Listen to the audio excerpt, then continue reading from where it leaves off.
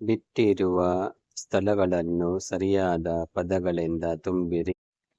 Fill in the blanks with the right word. ಶಿಕ್ಷಕರು ತರಗತಿ ಪ್ರವೇಶಿಸಿದ ತಕ್ಷಣ ಮಕ್ಕಳಿಗೆ ಡ್ಯಾಶ್ ಹೇಳಿದರು.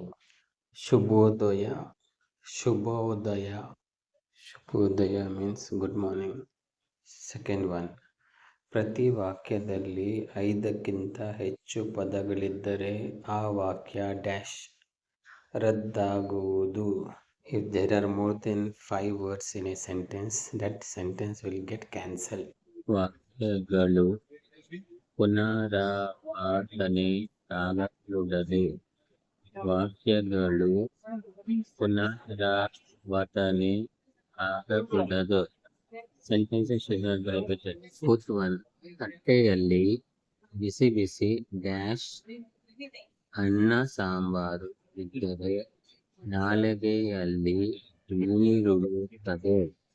ತಟ್ಟೆಯಲ್ಲಿ ಬಿಸಿ ಬಿಸಿ ಡ್ಯಾಶ್ ಅನ್ನ ಸಾಂಬಾರು ಇದ್ದರೆ ನಾಲಿಗೆಯಲ್ಲಿ ನೀರುಳಿಯುತ್ತದೆ. When the hot rice and sambar is poured in a plate, the tongue starts to water.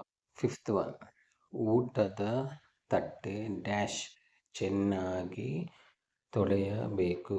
ಊಟದ ತಟ್ಟೆ ಚೆನ್ನಾಗಿ ತೊಳೆಯಬೇಕು. Clean the plate nicely.